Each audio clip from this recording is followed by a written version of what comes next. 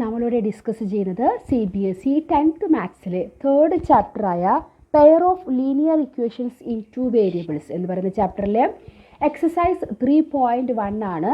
അതിൽ 5th and 6th ഈ രണ്ട് ക്വസ്റ്റ്യനാണ് നമ്മൾ ഡിസ്കസ് ചെയ്യുന്നത്. 5th ക്വസ്റ്റ്യൻ എന്ന് പറയുന്നത് ഒരു റെക്ടാങ്കുലർ ഗാർഡൻ ഉണ്ട്.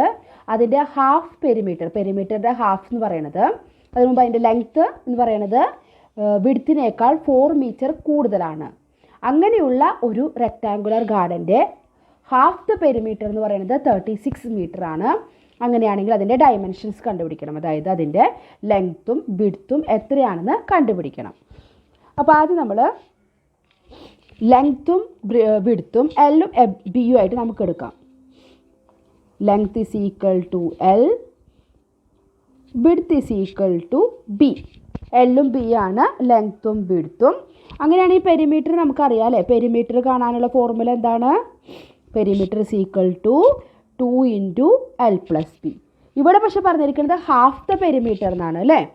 അപ്പോൾ ഹാഫ് ദ പെരിമീറ്റർ എത്രയായിരിക്കും? Half the perimeter is equal to 2 × L+B divided by 2 അല്ലേ, അതിൻ്റെ ഹാഫ്. അപ്പോൾ 2 2 ക്യാൻസലായി കഴിഞ്ഞാൽ L+B. ഇതാണ് ഹാഫ് ദ പെരിമീറ്റർ. അത് എത്രയാണെന്നാണ് നമുക്ക് തന്നിരിക്കുന്നത്? 36 അല്ലേ. ഹാഫ് ദ പെരിമീറ്റർ ഈസ് 36 തന്നിട്ടുണ്ട്. അപ്പോൾ L+B ഈസ് ഈക്വൽ ടു 36. നമുക്ക് ഇത് ഇക്വേഷൻ നമ്പർ 1 കൊടുക്കാം. പിന്നെ അവിടെ എന്ത് പറഞ്ഞിട്ടുണ്ട്? Length is 4 meter more than its width. അപ്പോൾ ലെങ്ത് എന്ന് പറയുന്നത് വിഡ്ത്തിനേക്കാൾ 4 മീറ്റർ കൂടുതലാണ്. അപ്പോൾ L is equal to B+4 അല്ലേ. ഇനി നമുക്ക് എന്ത് ചെയ്യാം? നമ്മുടെ ആദ്യത്തെ ഇക്വേഷൻ ഉണ്ടല്ലോ, L+B ഈസ് ഈക്വൽ ടു 36. അതിന് എല്ലിൻ്റെ സ്ഥാനത്ത് നമുക്ക് B+4 എന്ന് സബ്സ്റ്റിറ്റ്യൂട്ട് ചെയ്തുകൂടെ? കാരണം L is equal to B+4 ആണ്. അപ്പോൾ നമ്മുടെ ഈ ഫസ്റ്റ് ഇക്വേഷനിലെ എല്ലിൻ്റെ സ്ഥാനത്ത് B+4 എന്ന് കൊടുത്തു. പിന്നെ +B അതേപോലെ തന്നെ എഴുതി.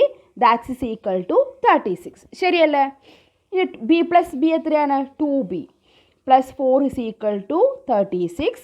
അപ്പോൾ 2B ഈസ് ഈക്വൽ ടു 36 +4 അങ്ങോട്ട് പോകുമ്പോൾ -4. That is equal to 32. Therefore B is equal to 32 divided by 2, that is 16. അപ്പോൾ ബിയുടെ വാല്യൂ നമുക്ക് എന്ത് കിട്ടി? 16 എന്ന് കിട്ടി. അപ്പോൾ B 16 ആണെങ്കിൽ L നമുക്ക് കണ്ടുപിടിച്ചൂടെ?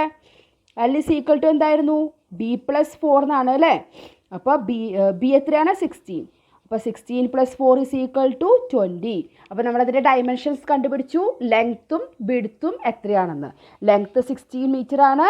അതേപോലെ തന്നെ വിഡ്ത്ത് എന്ന് പറയുന്നത്, ലെങ്ത്ത് 20 മീറ്റർ ആണ്, വിഡ്ത്ത് എന്ന് പറയുന്നത് 16 മീറ്റർ ആണ്. നിങ്ങൾ എളുപ്പമുള്ളൊരു ക്വസ്റ്റ്യൻ ആയിരുന്നു അല്ലേ. നമുക്ക് ഇനി 6th ക്വസ്റ്റ്യനിലേക്ക് പോകാം. Given the linear equations. ഒരു ലീനിയർ ഇക്വേഷൻ തന്നിട്ടുണ്ട്, 2x + 3y - 8 is equal to 0. ഇനി നമുക്ക് വേറൊരു ലീനിയർ ഇക്വേഷൻ എഴുതണം. എങ്ങനെയാണ്? 2 വേരിയബിളുള്ളത് തന്നെയാണ്. അതിൻ്റെ എന്താണ്? ഇത് രണ്ടും, ഈ ലീനിയർ ഇക്വേഷനും ആ ലീനിയർ ഇക്വേഷനും കൂടി ചേരുമ്പോൾ ഇൻ്റർസെക്റ്റിംഗ് ലൈൻസ് ആയിരിക്കണം. അതേപോലെ തന്നെ പാരലൽ ലൈൻസ്, കോയിൻസിഡൻറ്റ് ലൈൻസ്. അപ്പോൾ ഇതിന് ഓരോന്നിനും ഓരോരോ ലീനിയർ ഇക്വേഷൻ നമ്മൾ കണ്ടുപിടിക്കണം. അപ്പോൾ ആദ്യത്തെ നമുക്ക് തന്നിരിക്കുന്ന ലൈൻ എന്ന് പറയുന്നത് 2x + 3y - 8 = 0 എന്നാണ്. അതും ഇൻ്റർസെക്റ്റ് ചെയ്യുന്ന വേറൊരു ലൈൻ കണ്ടുപിടിക്കണം. ഇൻ്റർസെക്റ്റ് ചെയ്യുമ്പോൾ അതിൻ്റെ പ്രൊപ്പോർഷൻസ് എന്താ വരിക?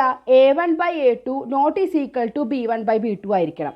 അപ്പോൾ ആ രീതിയിൽ വരുന്ന രീതിയിൽ നമ്മൾ നമ്മുടെ B1ഉം B2 ഒക്കെ നമ്മൾ ക്രമീകരിക്കുക. ഇവിടെ നോക്കി, ഇവിടെ 2x + 3y. ഇപ്പോൾ A1/A2 എന്ന് പറയുമ്പോൾ 2/1 2 ആണ്. പിന്നെ ഇവിടെ 3/2. അപ്പോൾ അത് ഈക്വൽ അല്ല. അപ്പോൾ ആ രീതിയിൽ നമ്മൾ ജസ്റ്റ് ഒരു ലീനിയർ ഇക്വേഷന് 2 വേരിയബിൾസ് എടുത്തു. ഇനി തന്നിട്ടുണ്ട് ഈ ഒരു ലൈനിന് പാരലൽ ആവുന്ന വേറൊരു ലൈൻ. പാരലൽ ആവണമെങ്കിൽ അവിടെ A1/A2 is equal to B1/B2 ആയിരിക്കണം. പക്ഷേ that's not is equal to C1/C2. അപ്പോൾ ഇവിടെ നോക്കിയേ, 2/6 2/6 1/3 അല്ലേ. പിന്നെ 3/9 അതും 1/3. അപ്പോൾ ഇത് രണ്ടും ഈക്വൽ ആണല്ലോ. ഈ രണ്ട് റേഷ്യോ ഈക്വൽ ആണ്.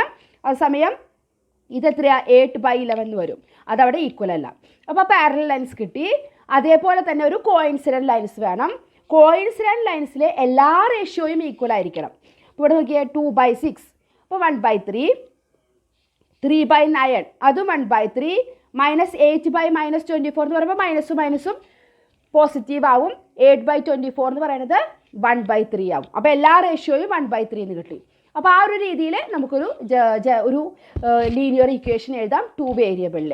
അങ്ങനെ 3 എണ്ണത്തിനും ഓരോ ഇക്വേഷൻസ് നമ്മൾ എഴുതി. നമുക്ക് ഇഷ്ടമുള്ളത് ഇതല്ല, വേറെയും ഇക്വേഷൻസ് നമുക്ക് എഴുതാം കേട്ടോ. നമുക്ക് എങ്ങനെ വേണമെങ്കിലും എഴുതാം, പക്ഷേ ഈ റേഷ്യോ ഇതുപോലെ ആയിരിക്കണം എന്ന് മാത്രം. അപ്പം ഈ 2 ക്വസ്റ്റ്യനും മനസ്സിലായി എന്ന് വിചാരിക്കുന്നു. ഇനി ഈ ഒരു എക്സസൈസിൽ ഒരു ക്വസ്റ്റ്യനും കൂടിയുണ്ട്. അതുമായിട്ട് നമുക്ക് അടുത്ത വീഡിയോയിൽ കാണാം. താങ്ക്